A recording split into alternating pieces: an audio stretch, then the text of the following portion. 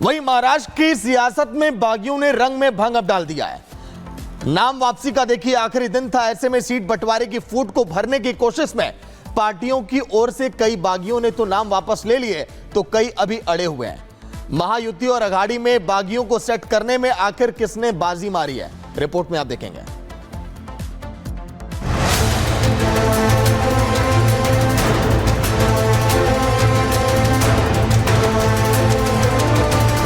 महाराष्ट्र में सियासत की पिक्चर बहुत हद तक साफ हो गई।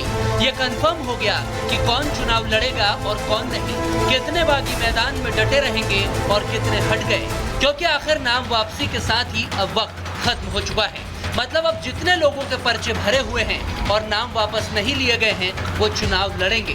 इसमें सबसे ज्यादा राहत महायुति को मिली है। उसके कितने बागियों ने नाम वापस लिया आपको बताएंगे। पहले देखिए महाविकास अघाड़ी के कितने बागियों ने अपना पर्चा वापस ले लिया है। अघाड़ी से करीब 20 से ज्यादा लोगों ने नाम वापस लिया है। इसमें कांग्रेस के 10 नेता हैं तो वहीं शिवसेना उद्धव गुट के 7 उम्मीदवारों ने नाम वापस लिया है और एनसीपी शरद गुट से 4 बागियों ने अपना पर्चा वापस ले लिया है। इसके अलावा कई बागी ऐसे हैं जो अड़ गए हैं। साथ ही पार्टियों के बीच गठबंधन के बावजूद भी कुछ सीटों पर टक्कर देखी जा सकती है। अपक्ष फॉर्म भरने की वजह एक थी कि पूरे शहर में मुस्लिम समाज का एक प्रतिनिधित्व चाहिए, सभी कौम से आवाज थी। वो आवाज के ऊपर मैं लब्बैक कहा और मैंने आगे बढ़ा।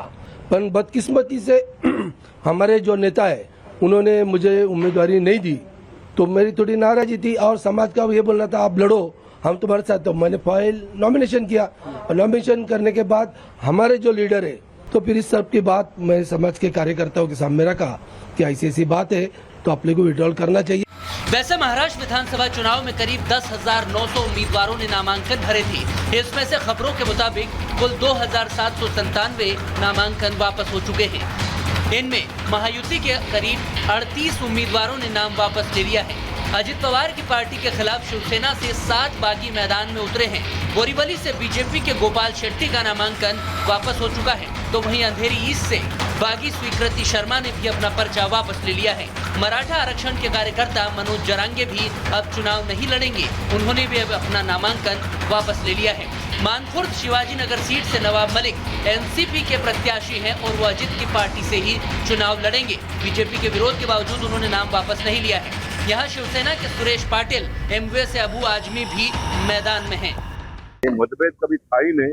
एक मुद्दे को लेकर जो भी बातें चली उसको हमने चलाया और मुझे लगता है कि सही जगह पर वो पहुंच गया है। और क्या हुआ कैसे हुआ ये कहने की कोई आवश्यकता नहीं। पार्टी के नेता बहुत बड़े हैं, पार्टी बहुत बड़ी है, व्यक्ति हमेशा छोटा होता है। इससे मैं आज भी छोटा अपने आप को महसूस करते हुए मैं पार्टी के लोगों से भी कहूंगा कि मेरे से अगर कोई गलती भी हुई होगी तो उसको वो क्षमा करें। मतभेद सीटों पर तो खत्म हो गए लेकिन सीएम पद को लेकर चालुआ है, क्योंकि ना तो अघाड़ी में तय है ना महायुति में कि जीते तो कौन गद्दी पर बैठेगा। लेकिन एनसीपी सांसद मिलिंद देवड़ा ने दावा किया है कि 100% शिंदे ही मुख्यमंत्री होंगे। लेकिन डिप्टी सीएम देवेंद्र फडणवीस ने तो कह दिया कि सीएम को लेकर अभी कोई फॉर्मूला तय नहीं हुआ है, अभी किसी से कोई वादा भी नहीं किया गया। सीएम पर तीनों पार्टियां ही तय करेंगी। तो क्या सीएम पद को लेकर अभी महाराष्ट्र में खेला देखने को जरूर मिलेगा? Bureau report, Republic Bharat. वहीं यूपी में विधानसभा का उपचुनाव देखिए बहुत ही दिलचस्प मोड़ पर आ गया है। एक तरफ लगातार जारी है पोस्टर वॉर तो एक तरफ जारी है बयानों की बयार। यूपी में उपचुनाव की तारीख बदल गई है। अखिलेश यादव का खेमा इस समय आग बबूला है। वो लोग ये कह रहे हैं कि ये सब बीजेपी की चाल है, मगर बीजेपी का ये कहना है कि हमने तो लोगों की भावनाओं को ध्यान में रखकर ये तारीख बदली है। अखिलेश यादव फिर भी नहीं माने।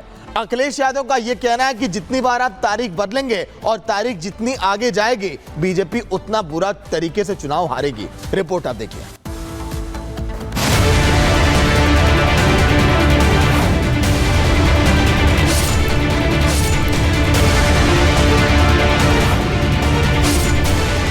चुनाव आयोग की जो भूमिका है ये बहुत अजीब है कि देश के प्रधानमंत्री और मुख्यमंत्री के हिसाब से अब चुनाव का कार्यक्रम बनाते हैं। यूपी में उपचुनाव की तारीख क्या बदली, सियासत ने ऐसी करवट बदली कि बवाल हो गया। अखिलेश खेमा तो आग बबूला हो उठा क्या इसके पीछे वजह यह है कि अब यूपी उपचुनाव में वोटिंग 13 नवंबर के बजाय 20 नवंबर को होगी, यानी 7 दिन का वक्त और सियासी प्रचार के लिए मिल गया। इस वक्त में योगी का बटेंगे तो कटेंगे और असर करेगा, जिससे सपा को नुकसान होने का डर है। लेकिन अखिलेश ने तो ट्वीट कर टीम योगी पर हमला बोलते हुए लिख दिया कि टालेंगे तो और भी बुरा हारेंगे। पहले मिल्कीपुर का उपचुनाव टाला, अब बाकी सीटों के उपचुनाव की तारीख बदल दी। बीजेपी इतनी कमजोर कभी नहीं थी, ये बीजेपी की पुरानी चाल है, हारेंगे तो टालेंगे। अखिलेश ने इसके पीछे तर्क दिया कि यूपी में महा बेरोजगारी की वजह से जो लोग पूरे देश में काम और रोजगार के लिए जाते हैं वो दिवाली और छठ की छुट्टी लेकर आए हुए हैं और उपचुनाव में बीजेपी के खिलाफ वोट डालने वाले थे, इसीलिए तारीख आगे बढ़वा दी ताकि वो लोग यहाँ से चले जाएं और वोट न डाल सकें। मुझे लगता है कहीं ना कहीं कुछ तालमेल बिठाते हुए ही जो डेट्स हैं ये बदली गई हैं। अगर कोई सबसे चालू पार्टी है तो मैं समझती हूँ भारतीय जनता पार्टी है, क्योंकि वो जानती है कि लोगों का ध्यान कैसे भटकाना चाहिए। जो उन्होंने लोकसभा के चुनाव में कुछ अधिक सीटें जीत ली है, वह झूठ के आधार पर जीत लिया, जनता को गुमराह करके जीत लिया, खटाखट के नाम पर जीत लिया, संविधान और आरक्षण की झूठी बातें कह करके जीत लिया। लेकिन सबको ये पता है कि समाजवादी पार्टी का जो इतिहास है वह अराजकता का है। क्या वाकई एक हफ्ता बढ़ने से उपचुनाव में सियासी माहौल बदलेगा और बाजी पलट सकती है? क्योंकि सपा को लोकसभा चुनाव के मुताबिक बढ़त थी, वैसे भी उपचुनाव वाली ज्यादातर सीटें उसी के विधायकों वाली हैं। ऐसे में उसे खतरा ज्यादा दिख रहा है।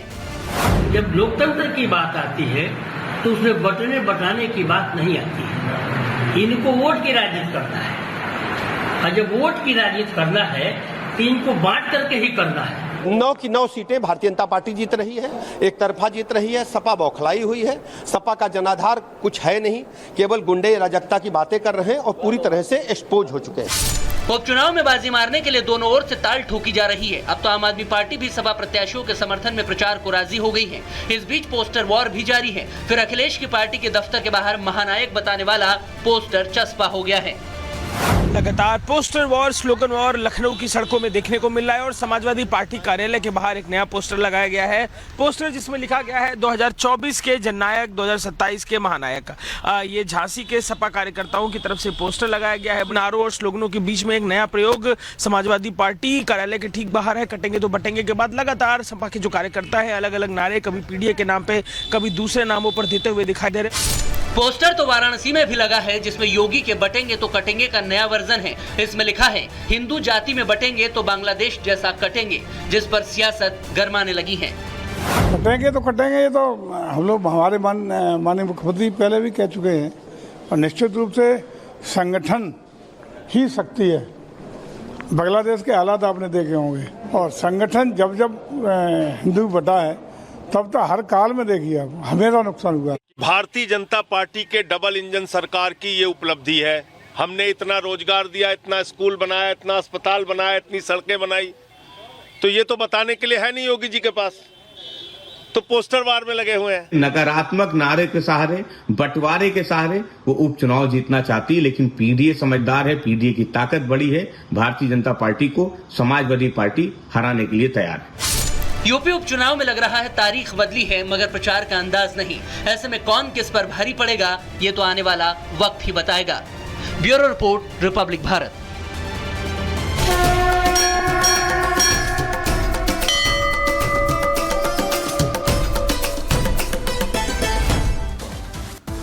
वैसे थूक जिहाद और मूत्र जिहाद की खबरें आपने तो तमाम सुनी होंगी, लेकिन अब प्रयागराज के महाकुंभ में सनातनियों ने मांग कर दी है कि प्रांगण के अंदर केवल सनातनियों की दुकान ही रहे, वहां पर केवल सनातनियों को इजाजत मिले। जिस तरह से आपने देखा होगा मक्का मदीना में गैर मुस्लिमों की एंट्री नहीं है, ठीक उसी तरह यहां पर भी ये मांग अब की गई है। रिपोर्ट आप देखिए।